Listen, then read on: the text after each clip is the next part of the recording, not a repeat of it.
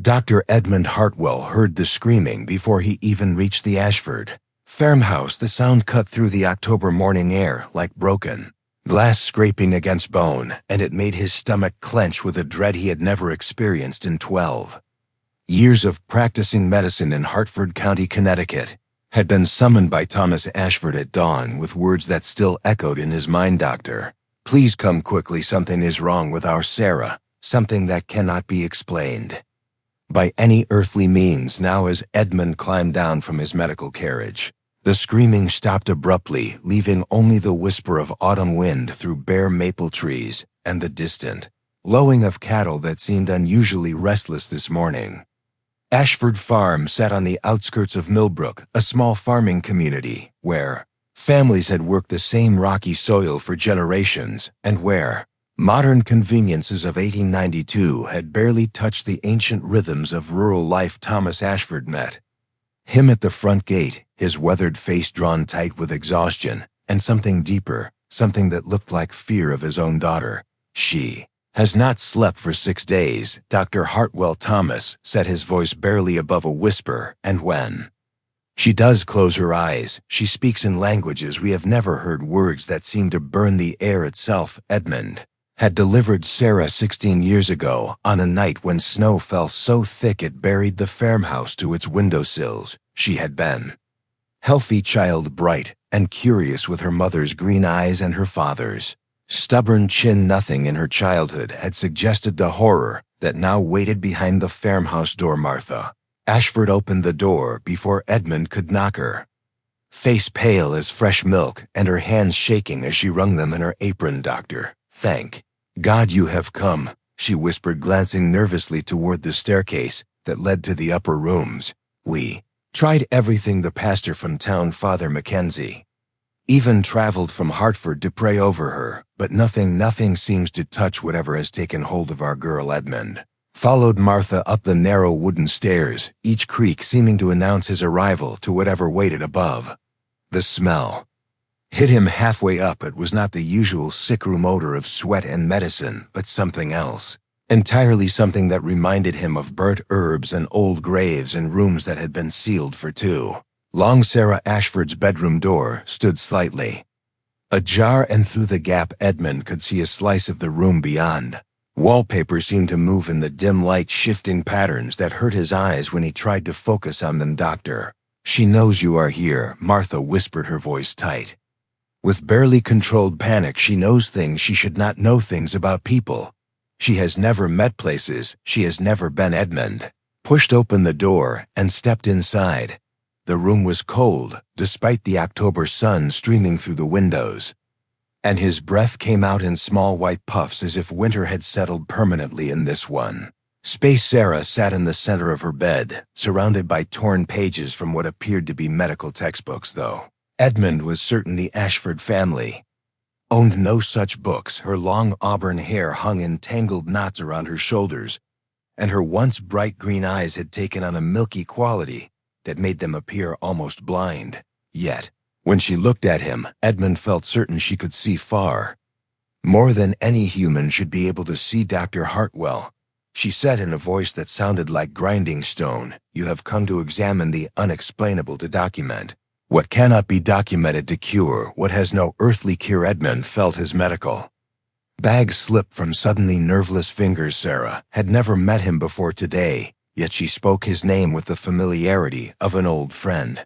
"Do you know me, child?" he asked, moving closer to the bed, despite every instinct screaming at him to flee. Sarah smiled, and it was the most terrible thing Edmund had ever witnessed. "I know you because I know what you did in Boston in 1885, she said, tilting her head at an unnatural angle. "I know about the patient. You could not save the woman who died on your table while you were too drunk to hold a scalpel steady. I know about the guilt that eats at you every night, the reason you moved to this small town to hide from what you are." Edmund stumbled backward, his face draining of all color. "No one knew about Boston. No one knew about Margaret Williams, who had died because of his shaking hands and his weakness for whiskey. He had buried that secret so deep he sometimes convinced himself it had never happened at all. But how, child," he whispered, "how could You possibly know. Sarah laughed, and the sound was like wind through cemetery gates. I know, because she told me. Dr. Hartwell. Margaret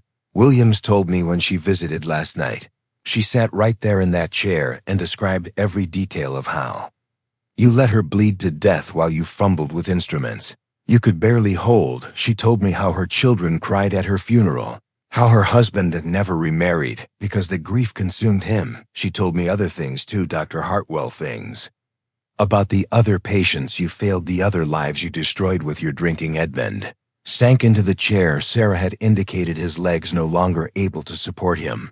Rooms seemed to spin around him, and he could smell something that reminded him of the Boston hospital, the copper scent of blood, and the sharp sting of carbolic acid. This is impossible, he whispered, more to himself than to Sarah. Dead people do not speak to living children. Sarah leaned forward, her milky eyes fixing on his with uncomfortable intensity. Death is not what you think it is, doctor, she said in that grinding stone voice. Boundaries are thinner than your medical books teach you, and some of us can see through the cracks.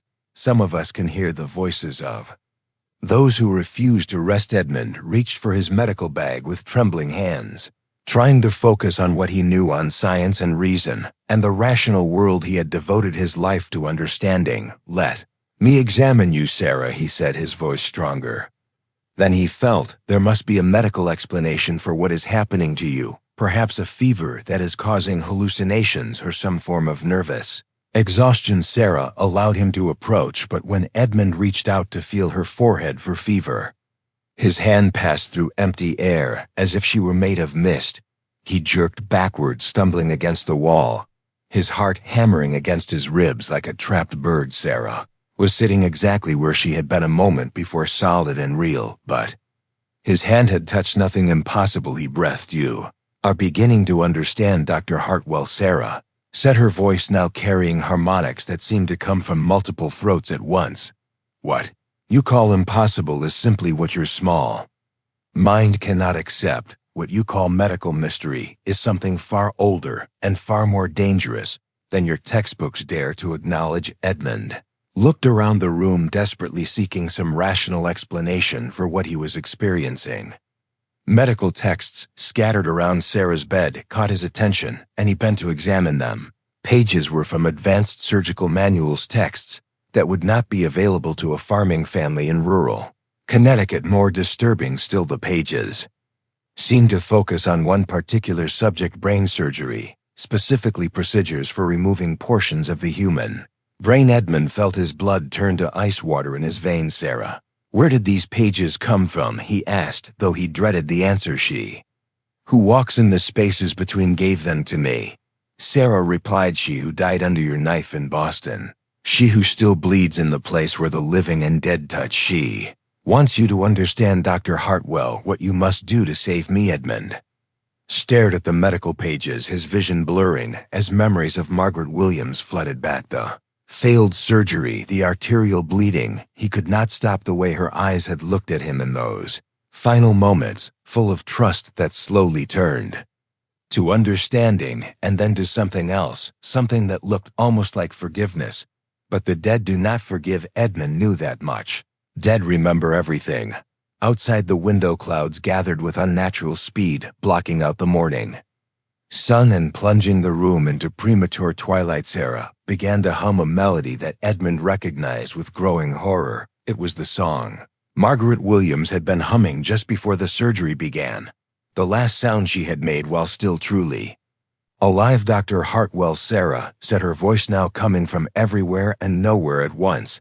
Are you ready to learn what really happened to me? Are you ready to discover why the other doctors in Hartford refused to speak my name, why they burned their files and swore oaths of silence, why they begged the medical board to forget Sarah Ashford ever existed? Edmund wanted to run, wanted to flee this cursed farmhouse and never return to Millbrook, but Margaret Williams' eyes stared at him from Sarah's face now, and he knew with terrible certainty that running would solve nothing. The dead had followed him from Boston to Connecticut. They would follow him anywhere he tried to hide. Very well, he set his voice steady despite the terror clawing at his chest. Tell me what happened, Sarah. Tell me what the other doctors discovered. Tell me why they wanted to forget. Sarah smiled that terrible smile again. Sit down, Dr. Hartwell, she said, patting the bed beside her.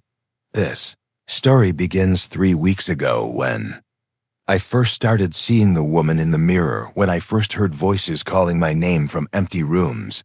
When Coenda started seeing the woman in the mirror, I first realized that death is not an ending but a doorway, and something on the other side has been trying very hard to come through the vanity mirror in Sarah's bedroom stood covered with a moth-eaten cloth that Thomas Ashford had draped over it 3 days ago after his daughter started screaming about the woman inside. Edmund stared at the covered mirror while Sarah continued humming Margaret Williams' final song, and he felt something cold crawl up his spine like winter fingers. Doctor, she said without turning to look at him. You want to see her, don't you? The woman who started all of this.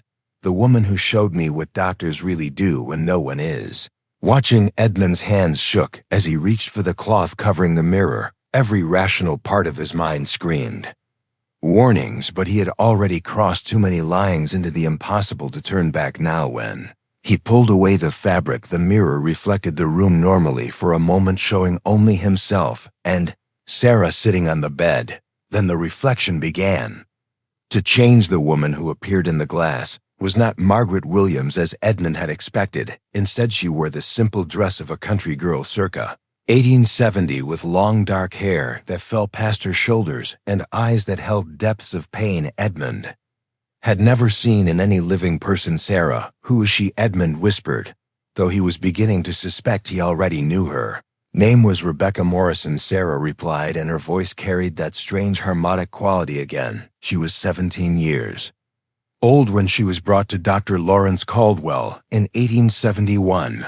Rebecca had been experiencing fits and speaking in tongues. Much like Mediar, Caldwell was considered the finest alienist in all the New England, a man who pioneered new treatments for disorders of the mind. The woman in the mirror turned to look directly at Edmund, and when she opened her mouth to speak, no sound came out. But somehow he could hear her words anyway, as if they were being whispered directly into his brain. He cut into my skull, she said without moving her lips. He believed that removing portions of brain tissue could cure madness, could silence the voices that plagued patients like myself. But the voices were not in my mind, Dr. Hartwell. They were coming from somewhere else entirely. Edmund felt his knees buckle as the full implication hit him. Brain surgery in 1871 would have been primitive at best, a death sentence disguised as treatment. Sarah seemed to read his thoughts. Rebecca died on Dr. Caldwell's table, she said matter-of-factly, but her spirit did not rest because she discovered something terrible about the voices she had been hearing, something that Dr. Caldwell never understood. The voices were real, Dr. Hartwell. They belonged to other patients, other young women who had died under his knife, all of them trying to warn her about what was coming, all of them trapped between worlds because their deaths had been so violent, so traumatic, that they could not pass on. Edmund looked back at the mirror where Rebecca Morrison's reflection was now showing him images, scenes of a surgical room lit by gas lamps where a bearded man and blood-stained clothes sawed through a young woman's skull while she screamed. The primitive tools, the lack of proper anesthesia, the way Rebecca's body convulsed as Caldwell cut deeper into her brain tissue. Most horrifying of all were the other figures standing around the surgical table, translucent forms of young women, all watching with empty sockets where their eyes should have been. All previous patients, all failed experiments, all trapped souls who had been trying to warn Rebecca. Sarah moved to stand beside Edmund at the mirror. Dr. Caldwell performed his experimental surgeries on 12 young women between 1869 1872, she said. All of them died. All of them had been hearing voices before their surgeries. All of them discovered too late that the voices they heard were the previous victims. Trying to save them, Edmund stared into the mirror where more figures were becoming visible. A dozen young women, all wearing the simple clothes of rural Connecticut, all bearing the scars of crude surgical procedures, all looking at him with expressions of desperate warning. Sarah, this is impossible, he whispered, but his voice lacked conviction. Now the evidence was overwhelming and terrifying. But how does this connect to you, child?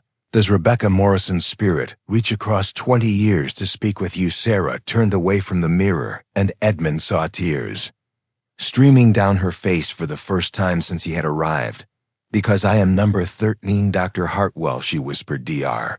Caldwell is still alive. He is still practicing his experimental surgeries, and my parents brought me to him last week. Edmund felt the room spin around him as Sarah's words sank in. Lawrence Caldwell was indeed still alive and still practicing medicine, though he had moved his operations from Hartford to a private asylum outside New Haven. Edmund had heard rumors about Caldwell's work, whispers among medical colleagues about breakthrough treatments for hysteria and madness, but he had never imagined the true nature of those treatments. Sarah sat heavily on her bed, and for the first time since Edmund's arrival, she looked like what she truly was, a terrified 16-year-old girl facing something no child should ever have to face. Dr. Caldwell examined me for 3 hours, she said, her voice small and fragile.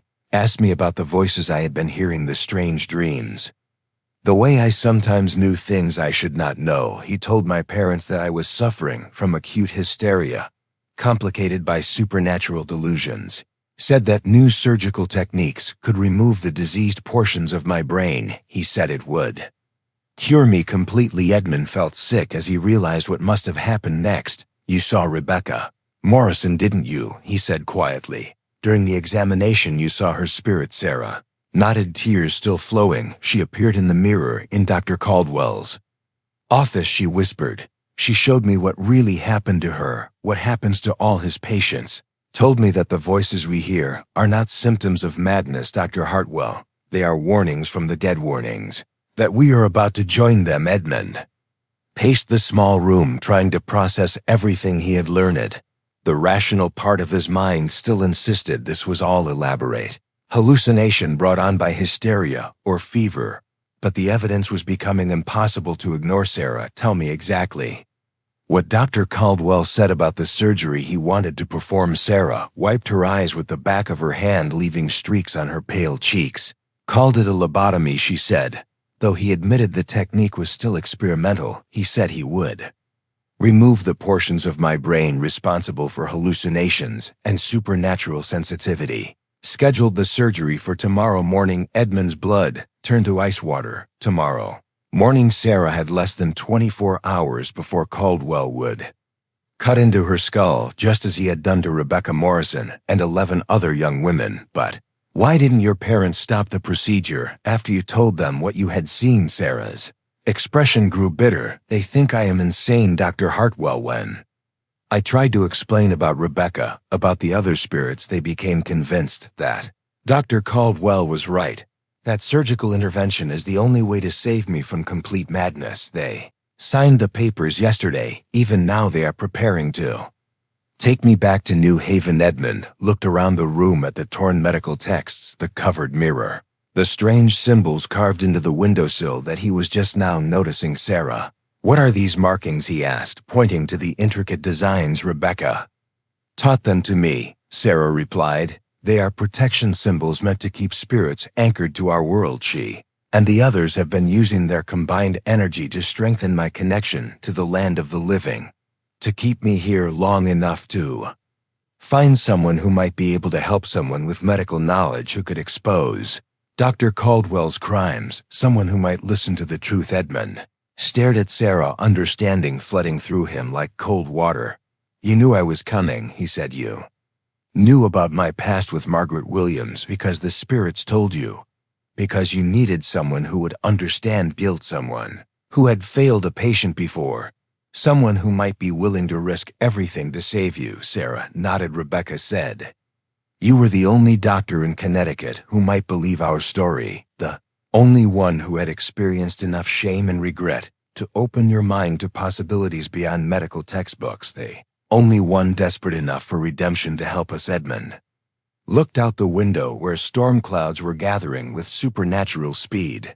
The wind had picked up, and he could hear something that sounded almost like voices calling from the depths of the coming storm, voices that seemed to be chanting a name over and over. Sarah Ashford, Sarah Ashford, Sarah Ashford. We Need to go to New Haven, he said suddenly, his decision crystallizing with startling clarity. We need to stop Dr. Caldwell before he operates on you, but more than that, we need to expose what he has been doing for 20 years. We need to give Rebecca Morrison and the others justice. Sarah smiled through her tears, and for the first time since Edmund had arrived, she looked genuinely hopeful. But Dr. Hartwell, she said, there is something else you need to know. Something Rebecca showed me about Dr. Lawrence Caldwell. Something that will make you understand why stopping him will be far more dangerous than you imagine. Edmund felt dread settle in his stomach like a stone. What is it, child? Sarah pointed to the mirror where a new image was forming. Dr. Caldwell is not just a doctor performing failed surgeries, she whispered. He knows exactly what he is doing. He knows the voices his patients hear are real, and he has been cutting into their brains. Not to cure them, but to harvest something that only people like us possess, something that gives him power over the boundary between life and death. The mirror. Edmund saw Lawrence Caldwell standing in his surgical room, but the man in the reflection was not entirely human anymore. His eyes glowed with unnatural light, and around his head floated the translucent forms of his victims like a crown of stolen souls. Dr. Hartwell, Sarah said, her voice barely audible above the growing storm. Rebecca and the others did not just die during surgery, they were murdered, and their spirits were bound to serve him, bound to give him access to powers that no living man should possess. Edmund stared into the mirror where Caldwell's inhuman eyes seemed to be looking directly back at him, and somehow he knew with terrible certainty that Caldwell was aware they were watching, that he knew about Sarah's gift, that he was coming tonight.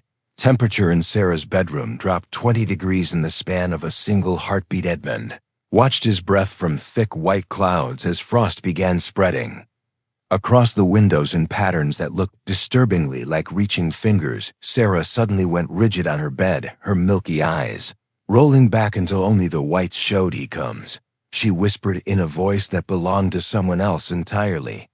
Soul Harvester approaches, and he brings with him the screams of 12. Edmund rushed to the window and peered through the gathering darkness. A black carriage was making its way up the dirt road toward the Ashford farmhouse, moving at an impossible speed considering the rough terrain. The horses pulling it appeared skeletal in the moonlight, their eyes glowing like hot coals. Behind the carriage, Edmund could see shapes following translucent figures floating just above the ground, keeping pace with the supernatural vehicle. The spirits of Caldwell's previous victims, all bound to serve their killer, all forced to help him claim his next prize. Edmund spun around to face Sarah, but she was no longer sitting on her bed. She stood at the mirror, her palm pressed flat against the glass, while her reflection showed someone entirely different. Rebecca Morrison stared back at him from the other side. Dr. Hartwell. Rebecca's reflection spoke with Sarah's voice. You must understand what you are facing. Dr. Lawrence Caldwell discovered something in 1869 that medical science was not meant to know. He learned that certain individuals possess what he calls spiritual conductivity, ability to hear and see across the veil between life and death.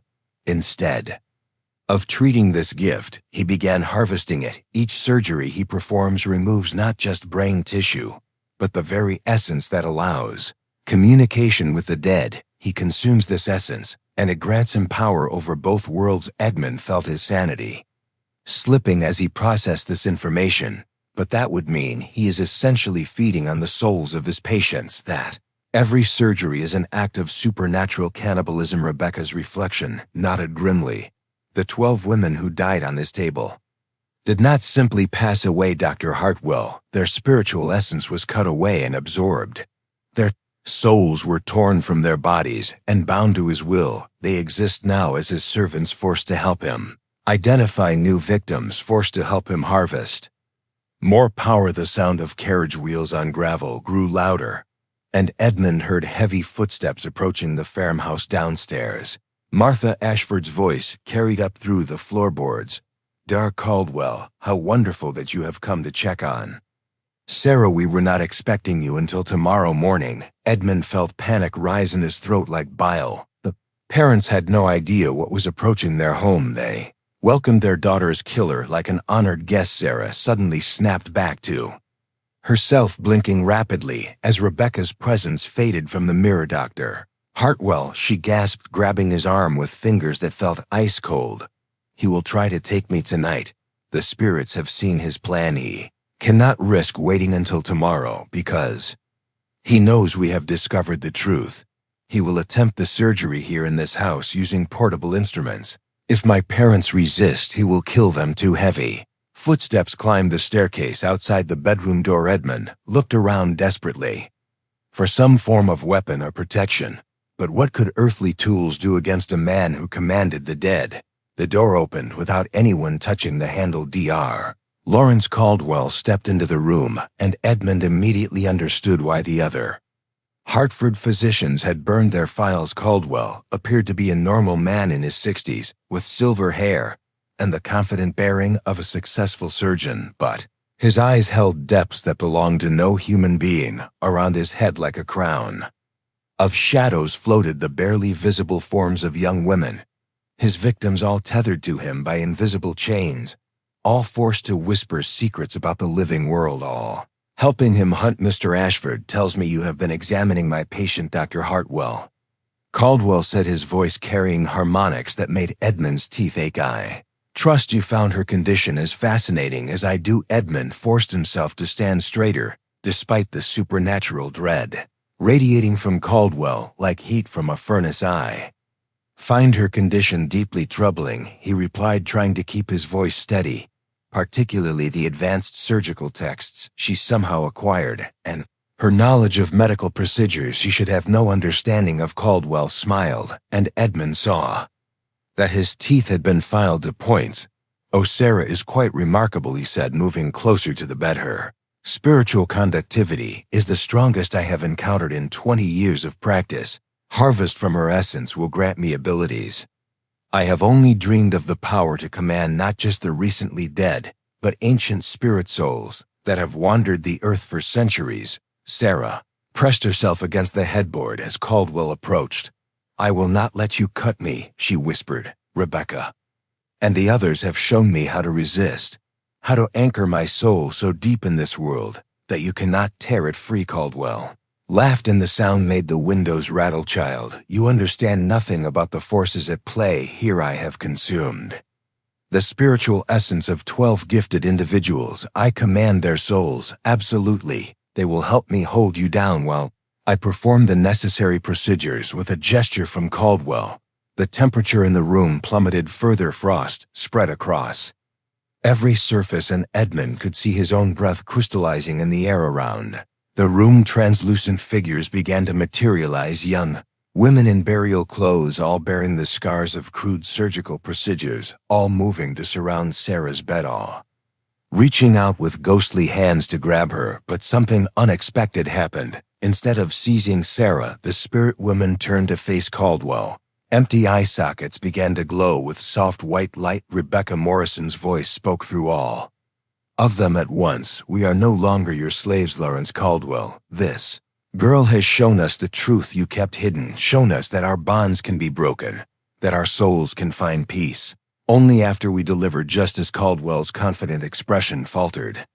For the first time, impossible, he snarled, raising his hands in some kind of mystical gesture. I control you absolutely. Your essence flows through my veins. You cannot resist my commands. Spirit women moved closer to Caldwell instead of retreating. Sarah has taught us something you never expected us to learn, Rebecca's voice continued, that love is stronger than fear, that connection is stronger than control, that 12 souls united in purpose can overcome even your stolen power. Edmund watched in amazement as the ghostly figures began to solidify, becoming more real and substantial with each passing moment. Their burial clothes transformed into the simple dresses they had worn in life. Their surgical scars faded, their empty eye sockets filled with eyes that blazed with righteous fury. Dar Caldwell backed toward the door, his supernatural confidence cracking. This is not possible, he repeated, but his voice now carried fear. My power over the dead is absolute. I have fed on your essence for 20 years. Spirit of Rebecca Morrison stepped forward, and when she spoke, her voice came from her own lips instead of through Sarah. You fed on our fear, Lawrence, she said. You consumed our confusion and our pain, but Sarah showed us something you never understood. Death is not an ending. It is a transformation, and we have spent 20 years transforming, growing stronger, learning, waiting for the moment when someone like Sarah would help us remember who we really are. Caldwell pulled a leather case from his coat, and Edmund saw the glint of surgical instruments. If I cannot command you, then I will destroy you, he snarled. I will begin with the girl. He lunged towards Sarah with a bone saw raised above his head. Before the blade could fall, 12 pairs of ghostly hands seized him. The spirits of his victims surrounded Caldwell, lifting him off the floor. As he screamed and thrashed, his stolen power began to drain from him like water from a broken vessel. The crown of shadows around his head dispersed as his control over the dead finally shattered. Dr. Hartwell, Rebecca Morrison said, turning to face Edmund while the other spirits held Caldwell suspended in midair. Sarah's gift is not a disease to be cured, it is a calling to be embraced. She can speak for those who no longer have voices. She can bring justice to those who were forgotten.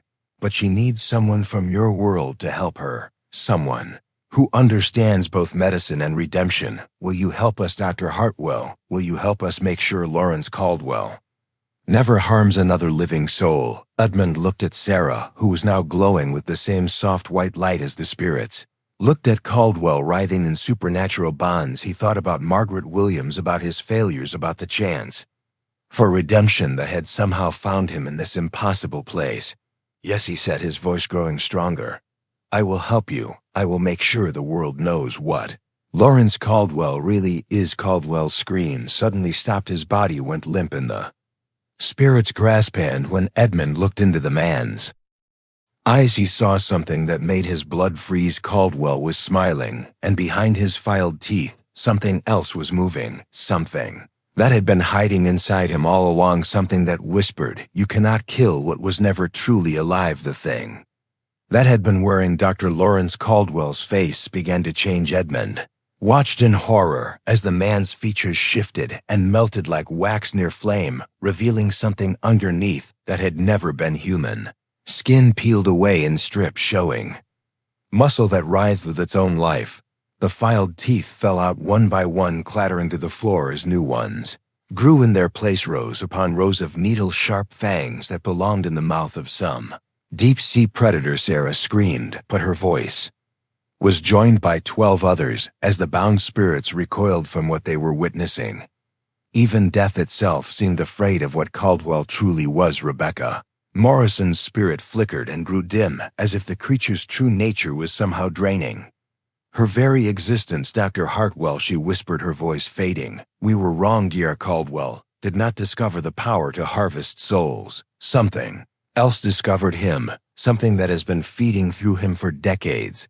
The creature that had shed Caldwell's human disguise flexed fingers that had grown into claws. When it spoke, its voice came from everywhere, at once echoing off the walls and seeming to vibrate through the floorboards themselves.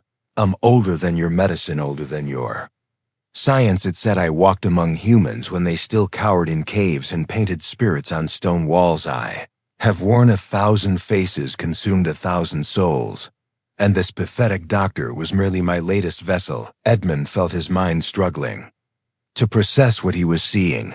Some primal part of his brain recognized what stood before them, something from humanity's oldest nightmares, something that had learned to hide among healers and physicians because trust made its victims easier to claim. The ancient thing moved towards Sarah, but the spirits of its victims formed a protective circle around her bed. Their combined light seemed to cause it actual pain, forcing it to shield its eyes with clawed hands. You cannot protect her forever, the creature hissed. I have fed on the gifted for 3,000 years. I know every trick, every defense, every desperate hope. In the end, they all submit to the harvest. Sarah began to hum a melody that Edmund recognized with growing horror. It was the song Margaret Williams had been humming just before the surgery began, the last sound she had made while still truly alive. Dr. Hartwell, Sarah said her voice now coming from everywhere and nowhere at once. Are you ready to learn what really happened to me? Are you ready to discover why the other doctors in Hartford refused to speak my name? Why they burned their files and swore oaths of silence? Why they begged the medical board to forget Sarah Ashford ever existed? Edmund wanted to run, wanted to flee this cursed farmhouse and never return to Millbrook. But Margaret, William's eyes stared at him from Sarah's face now, and he knew with terrible certainty that running would solve nothing. The dead had followed him from Boston to Connecticut. They would follow him anywhere he tried to hide. Very well, he said, his voice steady despite the terror clawing at his chest. Tell me what happened, Sarah. Tell me what the other doctors discovered. Tell me why they wanted to forget. Sarah stepped closer to Edmund, and he could see that her reflection in the broken mirror fragments showed something else entirely. Something that made his blood freeze in his veins. Dr. Hartwell, she said, her voice carrying harmonics that reminded him uncomfortably of the ancient creature. I need to tell you the truth about my birth, about why this entity has been planning my harvest for 16 years, about why I am different from Rebecca Morrison and the other victims. Edmund felt dread settle in his stomach like ice. What truth? Sarah looked at him with eyes that shifted between human green and inhuman black. The creature did not just randomly choose Dr. Caldwell as its vessel, she said. Specifically sought him out in 1869 because it needed someone with surgical skills. Someone who could perform the ritual it had been planning.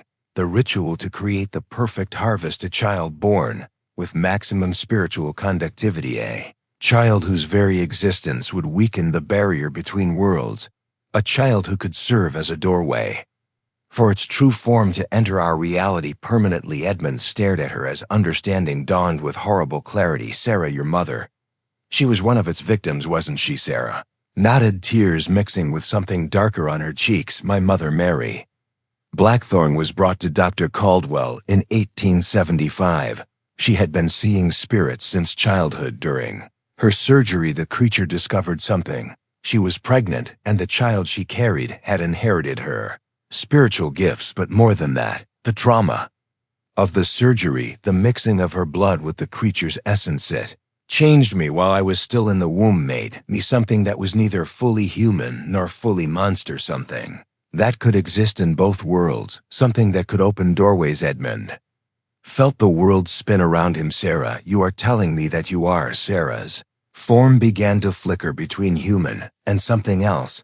I am its daughter, Dr. Hartwell, she whispered, born from the union of human blood and ancient hunger, created to be the perfect vessel, the perfect doorway, the perfect harvest.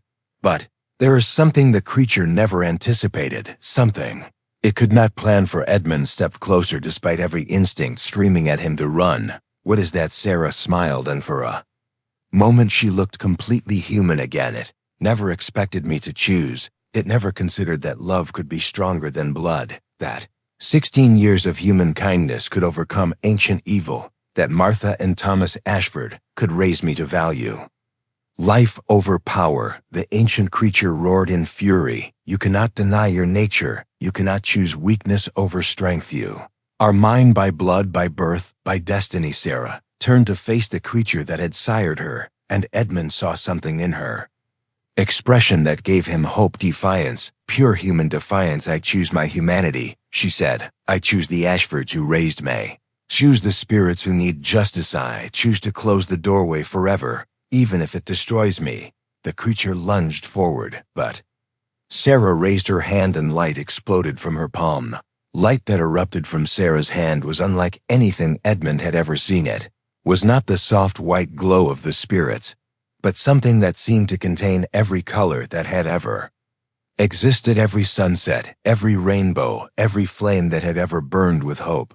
The ancient creature shrieked as the light struck at its stolen flesh began to smoke and bubble. Its claws retracted, its inhuman features started to melt away, but instead of revealing Caldwell's human face underneath, what emerged was something far older, something that had worn so many faces across millennia that it had forgotten its original form. I am the hunger that devours hope, it screamed. I am the shadow that falls Across every deathbed, I have the fear that lives in every human heart. You cannot destroy what has always existed. Sarah stepped forward, her small frame somehow containing power that made the entire farmhouse tremble. Maybe not, she said, but I can choose.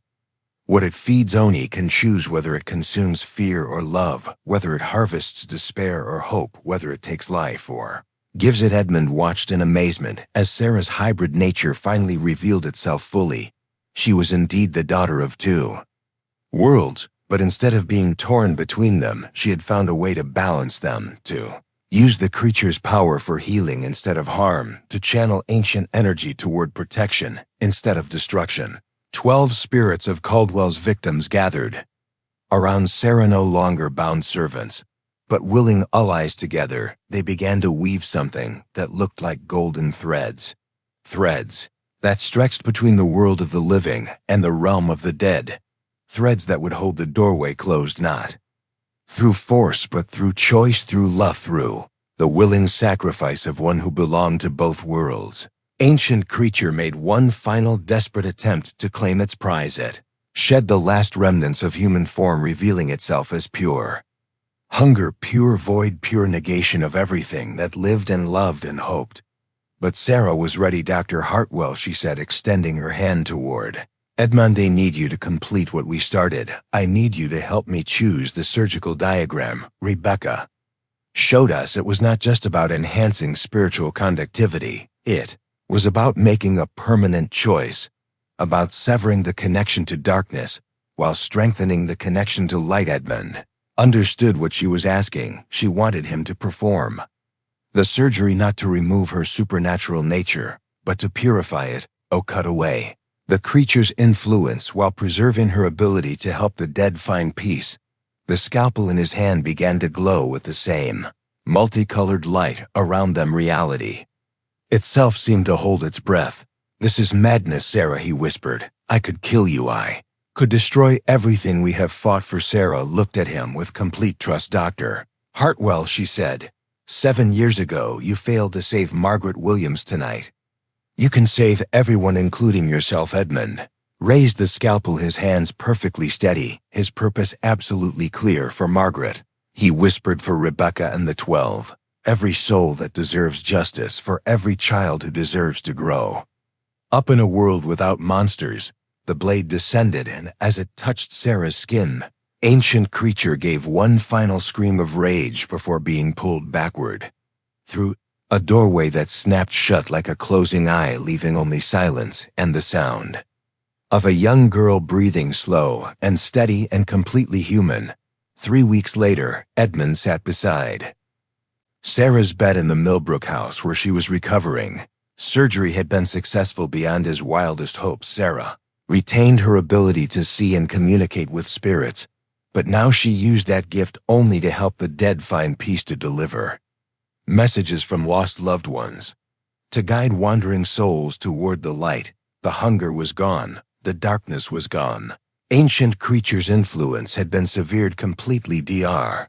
Caldwell's body had been found in his New Haven asylum, dead for what the coroner estimated to be several days, though staff insisted they had seen him walking the halls just hours before. His medical records had been destroyed in a mysterious fire. His surgical instruments had turned to rust overnight, and no trace remained of the 12 young women he had murdered, except for the spirits who sometimes visited Sarah, not as trapped souls seeking justice, but as friends checking on the girl who had set them free. Dr. Hartwell, Sarah said from her bed where she was reading a book about teaching methods. Rebecca came to see me last night. She wanted me to give you a message. Edmund looked up from the medical journal he had been writing. In what message? Sarah smiled, the first truly happy smile Edmund had seen from her. She said, Margaret Williams forgives you. She said the guilt you have carried has been transformed into something beautiful, into the strength to save lives instead of losing them,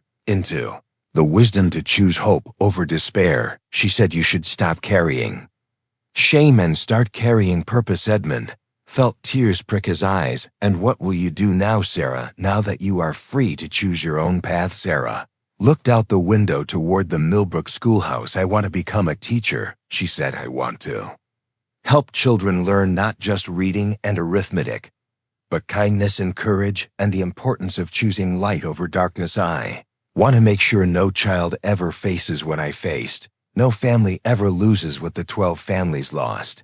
And someday, when I am old and have helped all the children I can help, I will use my gift one final time to make sure the doorway stays closed forever. Edmund smiled as he continued writing in his medical journal, recording not the supernatural elements of Sarah's case, the very human story of a young woman who chose love over power, who chose to heal rather than harm, who proved that even in the darkest circumstances, when faced with impossible choices, even when the odds seem overwhelming, the human spirit can triumph. On his desk lay a letter from the Connecticut Medical Board. Dr. Edmund Hartwell, we have reviewed your report regarding nervous exhaustion and recommend extended rest. Your request to establish a clinic for treating unusual psychological conditions has been denied. We suggest you focus on conventional medicine. Signed, Connecticut Medical Review Committee. Edmund folded the letter and placed it in his desk drawer. Next to it lay another document, one that would never be sent to any medical board, one that contained the true story of Sarah Ashford, the girl who saved the world and chose to let history forget her name, because some stories are too important to be believed, some truths are too dangerous to be documented, and some heroes are too humble to seek recognition. Late that evening, as Edmund prepared to leave the Ashford farm, Sarah called out to him from her bedroom window, "Dr. Hartwell, thank you for choosing to believe, for choosing to help, for choosing to cut away the darkness." Edmund looked up at the young woman who had taught him the meaning of true healing. "Thank you, Sarah," he replied, "for showing me that redemption is always possible, that love is always stronger than fear, that even the greatest horrors can be overcome by the simplest choice to do what is right, even when no one will ever know, even when history will forget, even when doctors refuse to document what really happened." Wind carried his words across the Connecticut countryside, where other farms held other families, other children who might someday face impossible choices, other souls who would need someone to believe in them, and somewhere in the space between worlds, 12 spirits stood guard, making sure the doorway stayed closed, making sure the harvest was ended, making sure that love had one end.